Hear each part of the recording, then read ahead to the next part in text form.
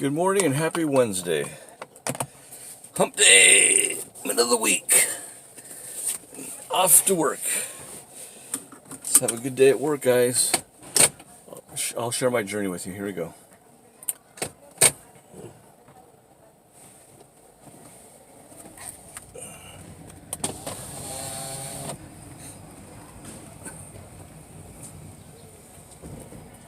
Okay.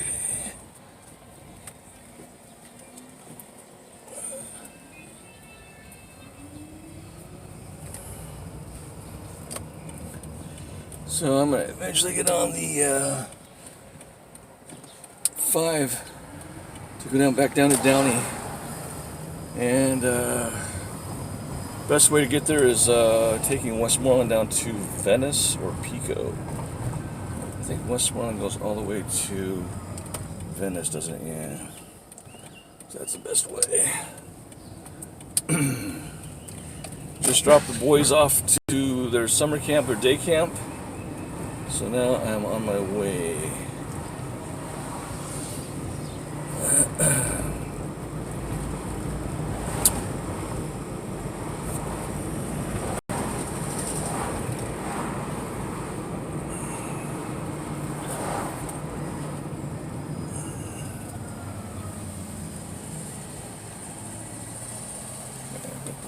AC on. It's freaking hot already, man.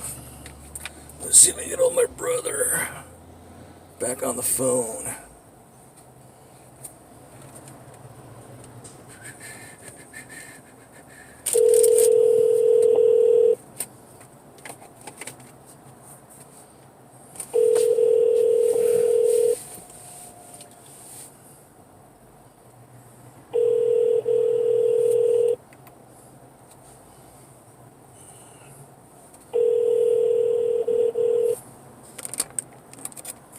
Hi, this is Richard Clark. Guess he's not available, but anyhow, let me see how long is it going to take me to get down to Downey. Let's see what the ETA is. ETA.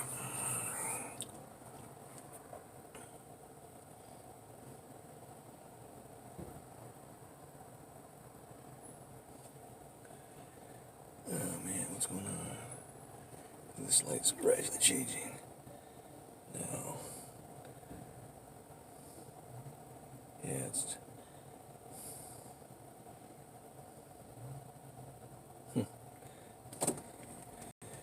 Oh, man. Let's see.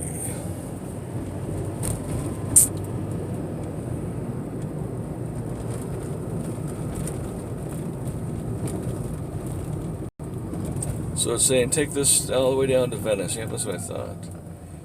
That's the best way. You should be down there by around 8:15.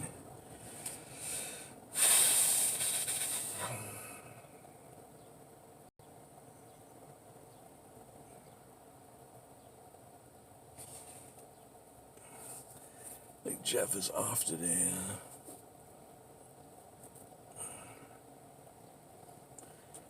I should give that guy a call.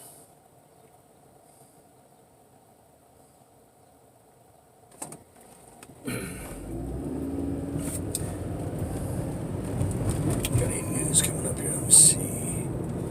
Any news?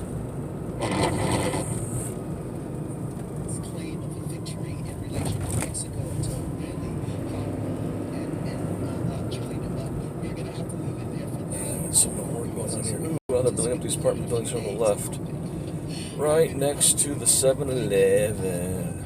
This is Margaret Prescott, host of Security Truth. We're down to our campaigners for Black Lives. We're ongoing series. We partner with Black Lives Matter LA in doing this series, and I'd like to welcome a member of Black Lives Matter Los Angeles, Joseph Williams, active with the movement against police killings. And we're going to focus today, as I mentioned at the top of the hour, that police in Los Angeles killed 4 people on the same day. Joseph, welcome, and tell us what's going on here. Police killed 4 people on the same day? That's crazy. Wow. You mentioned this past Thursday murdered 4 people in Los Angeles. Dang, that's crazy. 5 people, murdered 4 of them. They saw 5 people and murdered 4 of them. In 24 hours. So we've seen, an escalation really of this kind of Wild West policing, especially under the new sheriff of the LA County Sheriff's Department, Alex Villanueva.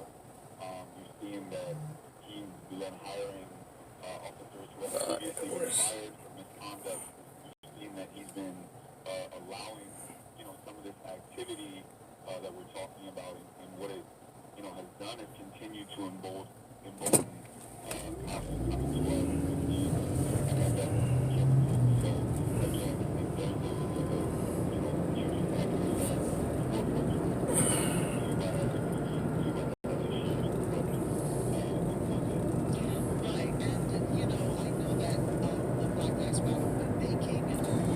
Yeah, the police are so abusive. Like they're even worse than military police. It's crazy. E3 convention's going on. I wonder when that's going to finish. Maybe this last day? I don't know. Let's see what's going on the station. We got traffic here. I got some people ready to get out. Looks like Venice. Oh, look, because there's construction. Oh, crap. Turns this one lane. It's saying to take Hoover, huh? I'm David Brown Country with New York. What had been orderly protests in Hong Kong changed tone overnight, with demonstrators throwing plastic bottles and police using rubber bullets and tear gas. Tens of thousands of protesters were out there today. The focus of the protests, moves by Beijing to change the law to make it easier to extradite people to China's less transparent justice system on the mainland. This is a civil liberties issue and a business issue, with Hong Kong's place as a financial hub in question. Marketplaces. This is just a cluster, man. Look at that. Shanghai. Yeah. Is there an exit out Tell me here? about Hong Kong as a kind of gateway for people who want to do There's business. gotta be. Well, Hong Kong used to be You a go British this way. colony, and even though it was Just like a cluster right there. That's just ridiculous. it retains its own legal system based on British common law. So for this and other reasons, Hong Kong is a hub for contract disputes and arbitration.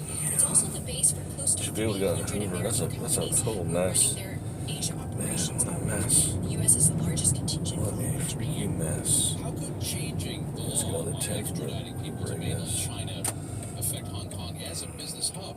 People just don't trust the legal system in mainland China, which human rights groups say Yeah, I don't is think a I would trust the legal system in mainland China either. So think about the Huawei dispute with the U.S., right? Canada got trapped between the two, and now there are 2 Canadians, one of them a businessman, who are still in detention in mainland China. So international firms are nervous.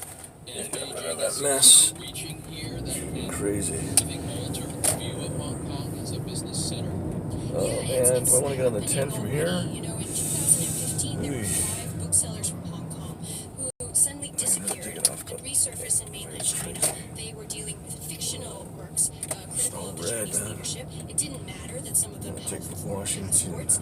Now, nothing like this has happened to an American citizen, but the fear is it might. 67 a gallon, 377 a gallon for gas. Marketplace's China correspondent Jennifer Pack, thank you very much. Thanks, David. The major stock index on the Hong Kong exchange closed down 1.7% today. Here, the Dow Jones Industrial Average is up 7 points. The S&P 500 is down 0.3%. The Nasdaq is down 0.4%. Crude oil traded in New York down sharply 2.1%, 52.13 a barrel. Top-ranking U.S. disaster management officials are due in front of a Senate panel today. Among them will be the acting administrator and President Trump's nominee to head FEMA going forward. The lawmakers had hoped to have a new chief in place Yeah, it's before all red right hurricane there. season started. On the first of this month, Marketplace's Andy Euler has more. We're almost 2 weeks into this year's hurricane season, but FEMA There's a is still crash right trying there. to help communities in the U.S. recover from past disasters. Flooding in the Midwest, wildfires in California, and Hurricane Maria in Puerto Rico almost 2 years ago. That doesn't surprise Samantha. Yeah, I think before we go, we're going to plug everything and make sure that there's no electricity being used in that short time that we're on.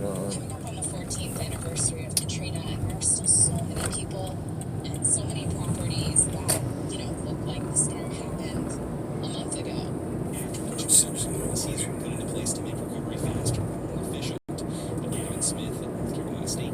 cases, FEMA is still reacting to disasters instead of planning up front. No one is in the chat. Ooh, you rushed up to the red light and you had to stop. Was that worth it? After months of delay, No, President Trump man. signed a $19 billion You tell me. to help towns and cities still recovering from disasters over the past 2 years. I'm Andy Ealer for Marketplace. Marketplace Morning Report is supported by Emma. The email marketing platform that helps you create and send personalized email campaigns that reach your audience. Emma also has a professional services team that can provide email strategy and create customized templates. Hear more at myemma.com. And by Private, delivering lives that lead to you. Private company audits tailored to your business. Learn more at deloitte.com/us/audit-private. One of the steps toward financial maturity is coming to grips with what I call the float. It's that delay in transferring money. Businesses big and small have to deal with this, but it can change overnight. This is just a The U.S. Walmart remains having to rely on some pretty ancient forms of labor. Let's see, so it's saying take a left on Georgia Street. Let's see, that's past the freeway. Yeah, that makes sense.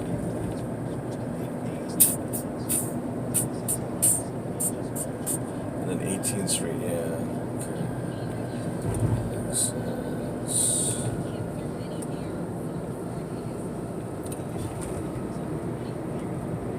Georgia Street is right here. Makes sense because we'll miss the light. But the thing is, can we pass Figueroa on 18th Street? Is there a light? I don't know. That's a good question. Let me see. So that says make a right on 18th Street. There's another freeway entrance. It's 110 North. I don't usually ever I never really gotten on the freeway from here. This street. There's a church right there. The 7th Adventist Church. Oh, is there a light? Oh, there's a freaking light. That's crazy. Oh, there is a light. Okay, good. Because I say, man, making a left on Figueroa would be pretty crazy.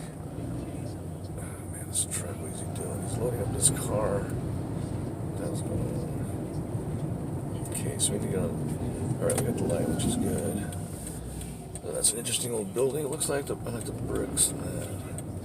Patriotic Hall. Yeah. Okay, and then I make a right to get onto the freeway from here. This guy's crossing the street. Staples is right there on the left. Let's see here. And there's a cop that just pulled someone over. It's not good. Yeah, there's let's see, where do we get on to the freeway? Oh, there's on right there, okay. So we got the green light. We're going on to the freeway here. Okay. So now you gotta watch these cars on the left. And we're on the way now. Look for these guys merging in. Observed how gay clubs have changed and efforts that the attack spurred to change gun laws. Right. The takeaway every weekday morning at 9. You stay in this lane.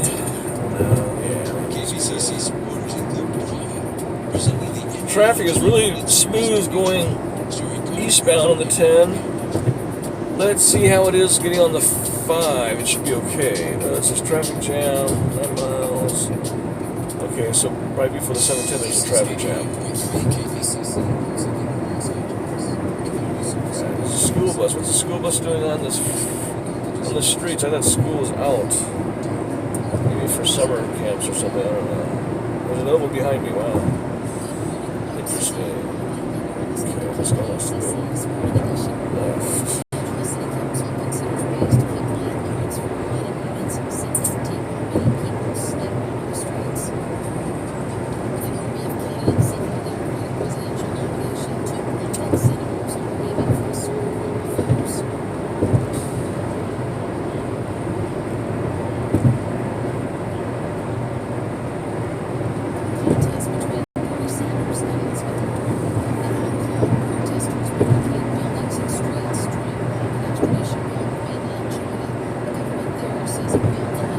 truck is going pretty fast. Wow, because I'm going about 62. So he's flying back. Oh yeah, you know what? Everyone wants to get off on Alameda. I don't want to get into that. Let's see here. We gotta move over. Okay, good. I don't want to get stuck by those guys getting off on Alameda.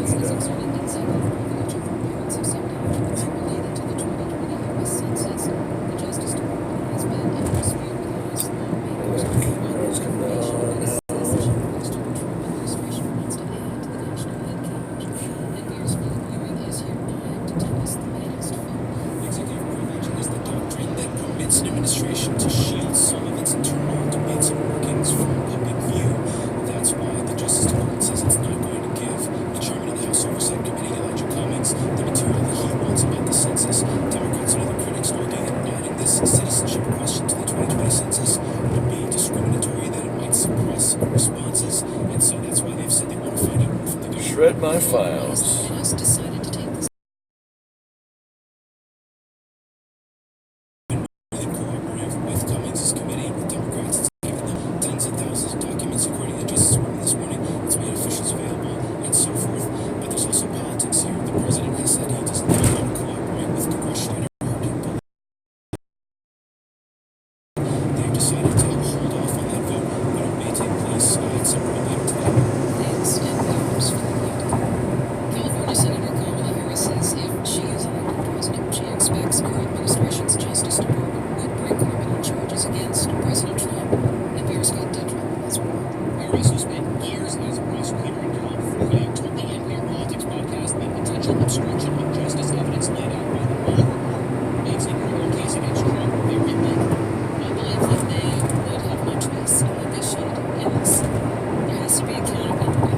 Department of Justice policy doesn't allow charges to be filed against a sitting president. Okay, now I'm getting on to 5, which is good. Okay. Non-obstructive justice wouldn't apply to Trump if he's a former president. Traffic doesn't look too bad. I'm sure it's going to Instances get pretty crazy towards the except 10. Of cases on much less evidence. Sean Bailey is available in the latest NPR Politics podcast. Scott Detroit, NPR News, Washington. Donald Trump Jr. is testifying privately today to the Senate Intelligence Committee. He is expected to be questioned about his father's presidential campaign. That included a meeting with a Russian delegation that offered, quote, dirt on Hillary Clinton. Trump Jr.'s testimony is scheduled to last for 4 hours. In Wall Street, the Dow Jones Industrial Average is down 46 points at 26,002. The NASDAQ Composite Index is down more than 35 at 7,786. So far, so good. On 89.3, this is KPCC News. It's 4 minutes past 8 o'clock.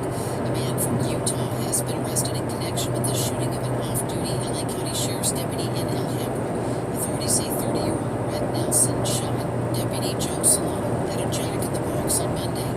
Nelson is also suspected of killing a person in downtown LA earlier in the day. Sheriff's Captain Ken Pettigrew says that investigators found Nelson at a Long Beach church after police there heard from Nelson's father in Utah yesterday morning, saying that he had gotten a call from his son. During that call, he referred to committing murder in Southern California, obviously concerning his father. The father called Long Beach Police Department to report what his son had told him. Deputy Solano was in grave condition on life support. It's not clear if he had been targeted. He was in plain clothes and he did not have a badge or weapon on him when he was shot in the back of the head. The LA City Council is considering a way to tax landlords who have vacant units as a way of combating the city's high housing costs. That's It interesting. might be a ballot measure to create the tax, but generate revenue to help fund programs that transition people out of homelessness. Council member Mike Bonnet helped introduce the proposal. He says the region's latest homeless count shows the problem is growing, with soaring rents a big contributor, so there's no time to waste. It is a Yep, concept absolutely. that has been talked about by a lot of people for a very long time. And I believe now, with the numbers that have come out Pretty from bad. the time count last week, there is a sufficient sense of urgency. Council members back You guys following that truck way too close. Penalty tax on the 2020 ballot. The city of Inglewood exceeded residents' expectations and Gotta is just now keep your expected to distance, come man. with Got this stop for some reason. The England City Council approved the move yesterday. There has been growing concern that rents could Yeah, look at all these writers submitting. What do you call these things? Some residents like Virgil Wilkinson says housing costs have already been going way up amid the building. What do you call that stuff? Containers, containers.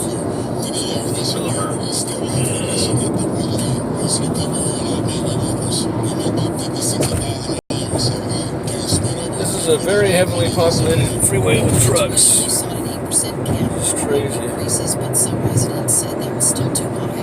Landlords and the local board of realtors opposed the cap and said that it will hurt those who depend on rentals for income.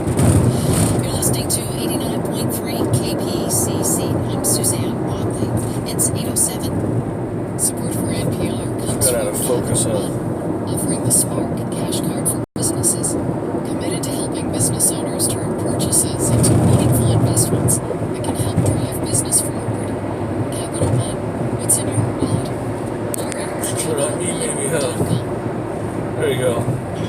Because I was getting out of focus there on the freeway, so you guys can look at me for a little bit. County got thousands of people off the streets and thousands of We're doing okay on time. You just have increasing the cost of living, and that is the Traffic is pretty smooth. The county is struggling to address the root issues of homelessness. That's next time on the Takeaway from WNYC NPR. The Takeaway now on weekday mornings at 9 on 89.3 KPCC. 2 3/4 miles This is to the Morning exit. Edition from NPR News. I'm Rachel Martin. And I'm Noel King. Good morning. President Trump says he has a deal, but we can't know the details just yet. Yesterday, he greeted reporters outside of the White House waving a signed document.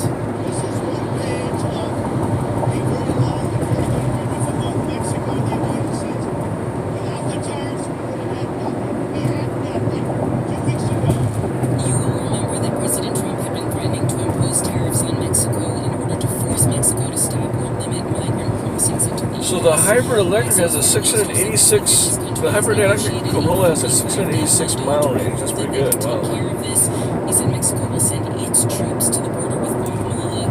It will also Yeah, welcome asylum seekers. who electric have cars been are definitely going to be for the future. But the Trump administration still What? wants a What the heck? Is that a junk up there? country agreement. Now that would require migrants to seek asylum in Mexico rather than in the U.S. Here's Acting Secretary of Homeland Security Kevin McAleenan talking yesterday.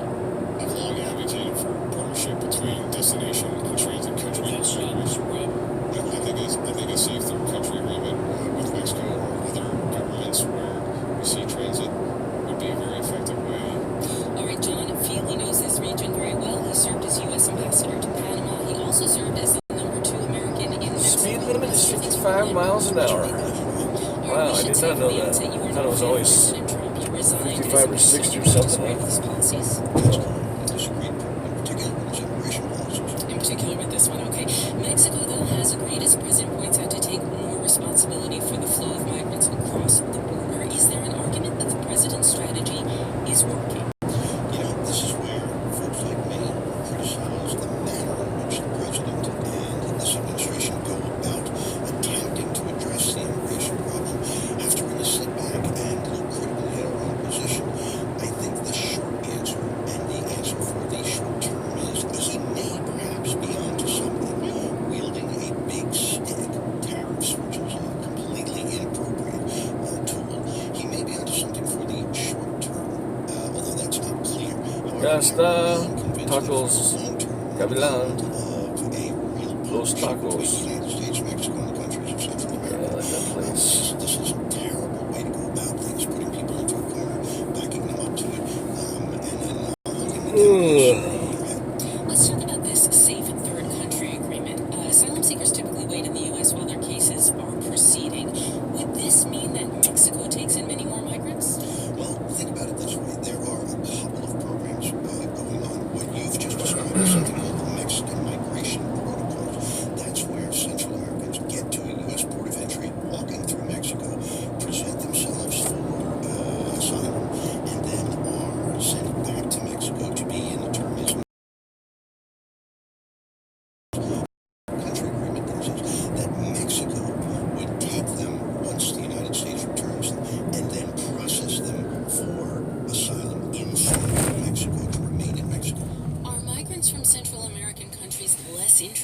getting asylum in Mexico than they are in the U.S.? That's a very good question.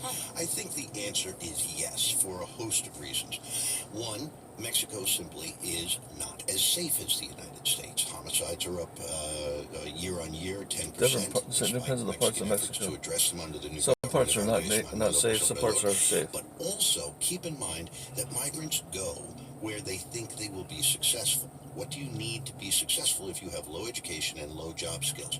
You need family and a support structure. Right. That's in the United States for Central Americans, not in Mexico. Safety and success obviously very, very Yeah, he's right about that. People, but should those people's preferences guide U.S. migration policy? Is there an argument that the U.S. does need to take some measures to stem the flow of migrants across the border, no matter what they want? There absolutely is an argument. And again, this is where I have to say somewhat self-critically, I have to ask myself, is the president onto something by swinging this big stick? The fact is that we have long encouraged Mexico to be more aggressive in protecting its southern border with Guatemala. And I can't tell you how many times I and my colleagues sat down over... a lot of those people are coming from Central America, but here, I understand why they're coming over. They make this lane. That's amazing. First time in a while I made this lane. Wow, we made it. It's amazing. In fact, this will be an arm patch switching exercise. They have federal police, they have military. The question is, are those people really trained to do immigration enforcement for desperate women and children? So you've got the practical aspect of how does Mexico do this with sort of saying, look, this is your problem to fix. In a sense, when the president pulled out that piece of paper, he was contract to subcontract the Mexican or the Central American migration process into Mexico. And as I understand, Mexico is refusing U.S. money to help with this problem. Do I have that right? Well, you have a situation. The Constitution allows for the free circulating Mexicans from coming across the border. There was no south to north pride, not take American money to do anything other than investigate. I will. John Feely is a longtime American diplomat who retired as U.S. ambassador to Panama last year. Ambassador, thanks for coming in. A real pleasure. The Democratic primary campaign sometimes seems like a big, sprawling mass of candidates, 23 points now. But inside that scrum are some intramural contests, like the so-called progressive primary, which has two main months before the Iowa primary, the polls I don't know where they get that information from. Senators Bernie Sanders and Elizabeth Warren. That is not true. Nope. That's Bill Press, former chair of the California Democratic Party. This year, Press is not supporting anybody. Like other progressives, he's watching Warren and Sanders to see how it plays out. Right now, Sanders has some obvious advantages. He has universal name ID among Democrats because he ran in 2016, and he has a massive and devoted small donor base. But Warren also has strengths. For most Democrats, she's a fresh face, and says Press, she's a policy machine. Yep, that's true. Substantive policy proposals than Elizabeth Warren. It's almost one a day. A lot of new, very bold, progressive proposals. Whereas I think Bernie, to a certain extent, is oldies but goodies. At this early stage, Oldies but goodies. Warren and Sanders are reluctant to criticize the other candidate, but they both describe their candidate as more electable, a quality that's top of mind for Democrats this year. California Congressman Ro Khanna is backing Sanders. I think he really can help the Democrats win back areas that we need to, and help stitch this country back together. Ultimately, I believe of having Medicare for all is more consistent, not just with what the Democratic Party wants, but what the country wants. I think they're both progressive champions. Maria Urbina is the National Political Director of Indivisible, a network of grassroots activists which has not endorsed a candidate this year. But Urbina says her members are paying close attention to the way both Sanders and Warren present themselves on the campaign trail, how Sanders tries to expand his coalition to include more people of color, how Warren connects her policies to the people she meets. She's gone to 20 states, has done 150 town halls, and the more that she hears from people, and the more that she talks to people, folks are really excited, and that's what you're seeing a lot of these grassroots movement leaders react to. Warren's town hall appearances and endless selfies with supporters have generated a lot of buzz and a little upward movement in the polls. Both Warren and Sanders are talking about big systemic change. They both say they want to make the American economy and political system work for everyone. But there are important differences. Warren believes in markets, the fundamental building block of capitalism. She says she wants markets to have real rules that everyone follows to create a level playing field for workers and consumers. And as long as we've got that, then we will get the best out of markets, because it means the people who come up with great ideas